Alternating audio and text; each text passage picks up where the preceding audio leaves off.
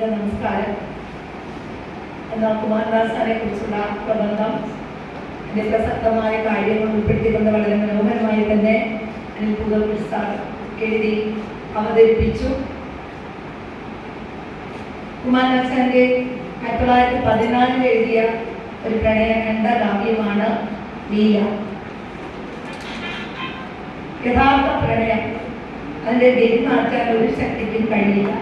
ഇവിടെ പരസ്യായിരിക്കുന്ന ലീലയോട് മാധവി മദനെ കുറിച്ചുള്ള വിവരങ്ങൾ പറയുന്നതാണ് സന്ദർഭം.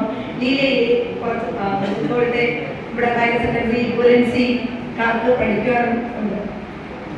ലീല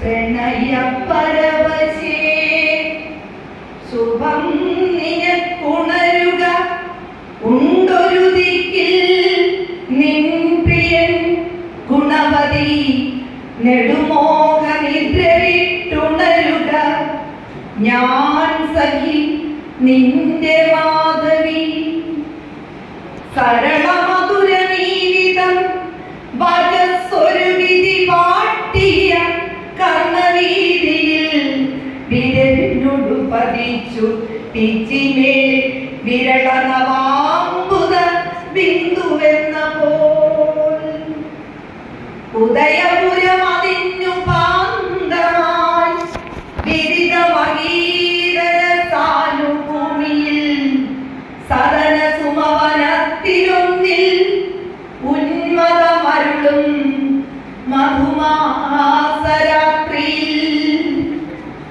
വിരസി നറുനിലാവഴും ലതാവലയമിയെന്ന നിലത്തൊരോമലാൾ വിലയവിവശമേനി വീണ പൂങ്കുലയതുപോലെ കിടന്നിരേകയാ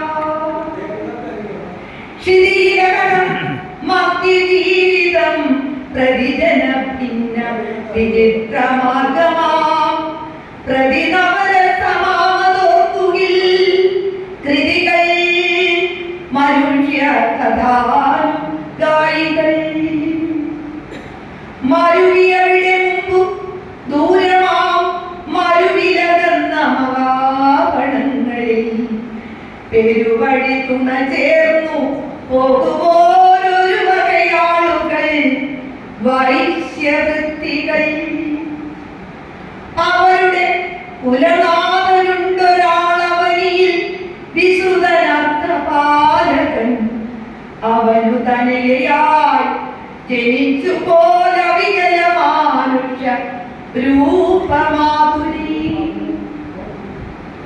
ഭവനമണിവിളക്കു സദ്ഗുണ പ്രവണതയാർന്നു വളർന്നു നന്ദിനി അവനു മമത കൊണ്ടു തുല്യമായവളു വസുക്കൾ താരുമേ കല നിശിത കുശാഗ്രബുദ്ധിയാൾ പലതു പഠിച്ചതു ശക്തി പോലെ വലിയ ധനികനാം പിതാവു തന്നിലയിൽ വിചക്ഷണരക്തി പോലെ സുഗുതുമകത മത്സരിച്ചു താൻ മികവൊടണിഞ്ഞതു ശൈശവം മുതൽ പ്രകൃതിയവളെ അംഗകാന്തിയാൽ സുഹൃതി പിതാവു വിഭൂഷണങ്ങളാൽ പ്രകൃതി അവളെ അംഗകാന്തിയാൽ സുഹൃതി